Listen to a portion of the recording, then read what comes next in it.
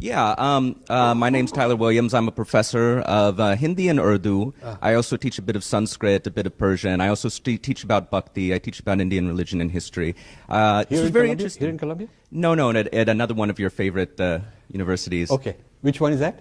If I tell you, will you attempt to tarnish my image like you have my colleagues? Well, if you think that what I did to the colleagues is tarnishing their image, then they cannot stand criticism, answer the following questions.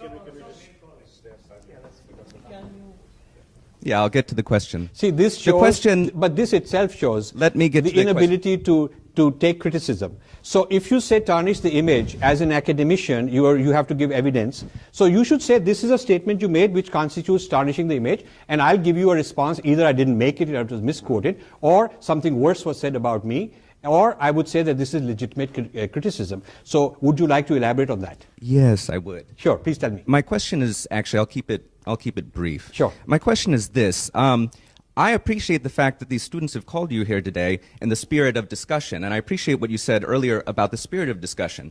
Now, I think the students who have come here tonight deserve to know, what is your real approach to creating discussion? Because as you said, you want to talk about areas which are not being discussed. However, the way you've done that is by positing two categories which are diametrically opposed, that of the insider and the outsider, which I find actually vitiates the classroom, because in my classroom I have Hindu students who teach me a lot. I have some non-Hindu students who teach me a lot, but the schema that you've given, that I'm an outsider, they are an insider, the white students are outsiders, white students are not outsiders. White students are not outsiders. Also the idea that Dalits are outsiders to the Hindu community, I find extremely difficult. That is your propaganda. See, now what you are doing is you're demonstrating. Second question, you're demonstrating. No, but firstly, you're not asking a question. My second question is. No, that was not a question.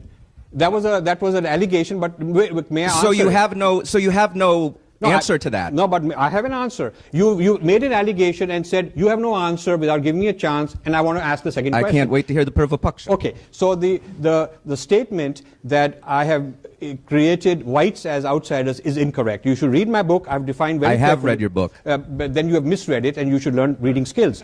Because I've said very clearly. Just like you read. Yeah. Yeah. Just like you misread Sheldon Pollock's 500-page tome. No, but let me tell you that. I have very clearly said this is an outsider is defined by the lens he wears and not by the ethnicity. And I have also said there are a lot of... So a Marxist is not allowed to speak? Wait a second. So only a Hindu is allowed to speak? You asked a question, and you know the protocol and the decency to listen to an answer, because you're trying to be an academician with some clout and credibility, and therefore you owe it that since you've made an allegation, you should give me a chance. May I please? Okay. So I want to clarify my position, because I'm entitled to defining what my position is rather than you defining it for me. So I have said very clearly that insiders and outsiders is based on the lens, and I've given a table of insider lens and outsider lens, and written very carefully many times it is not about ethnicity. And I have said that many white people are in fact insiders, and a lot of Indians are outsiders, and I've called them sepoys, I've called them all sorts of names, and they are the outsiders. So for you to insinuate that I've considered white people to be outsiders because they're white is actually incorrect. So I just want you to be for the record. Thank you for pointing that out. I actually didn't get to finish my Udharana. No, but it shows that you are more into the rumors of what people say, because you haven't really read, because this is written right in the introduction of my books. Okay, secondly, and how many people have read? Okay, so students have read more than you, the professor, because they have read the book, and you are claiming... I just said I read the book, and I've read your articles, and I've read your latest blog post about Sheldon Pollock. Yeah, but what I'm saying is that you read it wrong, but you read it wrong because you don't understand what I meant by insiders and outsiders. So that's one thing. Second thing, you are saying that this categorization of insiders and outsiders as a matter of principle is the wrong thing to do. In religious studies, we have something called emic and etic. I don't know if you're familiar with that.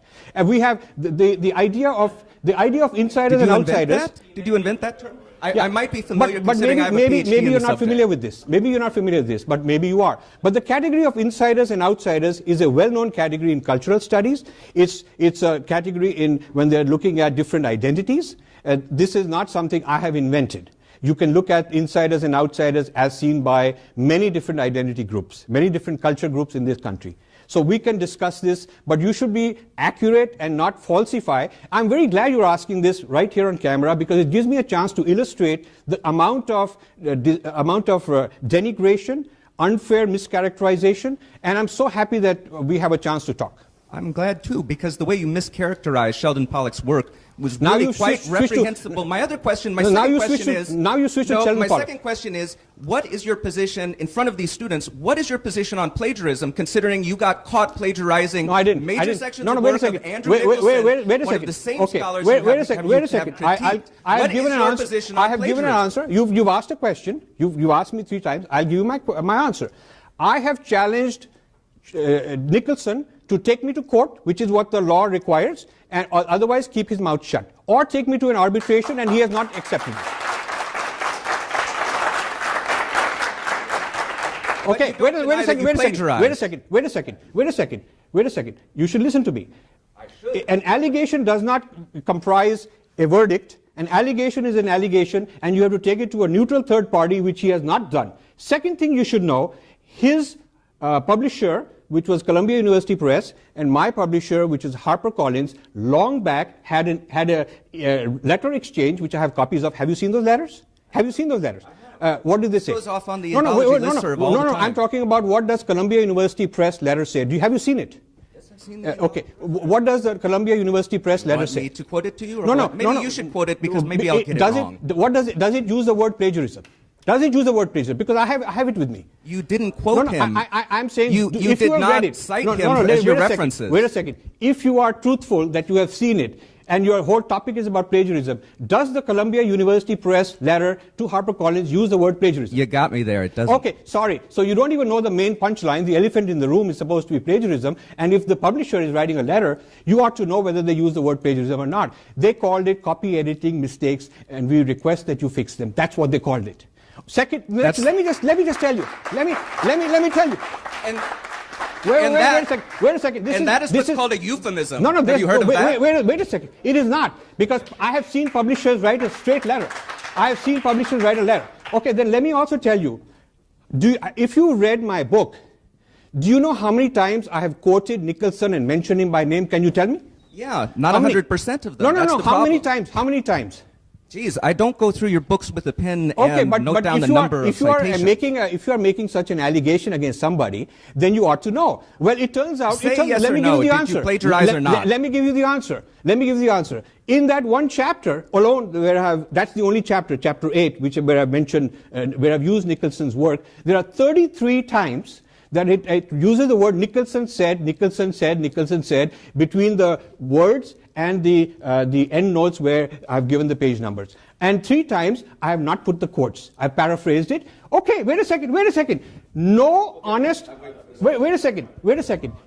No honest jury, no honest judge would say that a person who wants to plagiarize will mention the source 33 times in the same chapter if his intention is to plagiarize. Wait a second.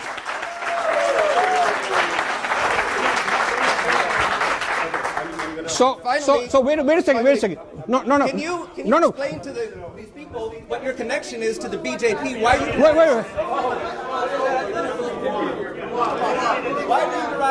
No, wait. Okay. See, so his latest question is, what is your relationship with BJP? So you can see, this is Hindu phobia. He's looking all over the place. Okay.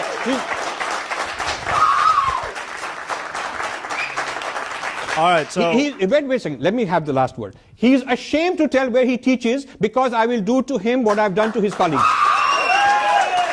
Okay. And basically, no. Wait a second. You're shouting. Wait a second. You're trying to be a hero because maybe they'll give you a tenured job which you don't have. Okay. Maybe this is. I'm saying. No. Wait a second. No. Wait a second. What is happening is maybe a B grade person who is an adjunct teacher, you're an adjunct professor, not even a fully accredited, and you're trying to be a hero in the eyes of your fellow speakers.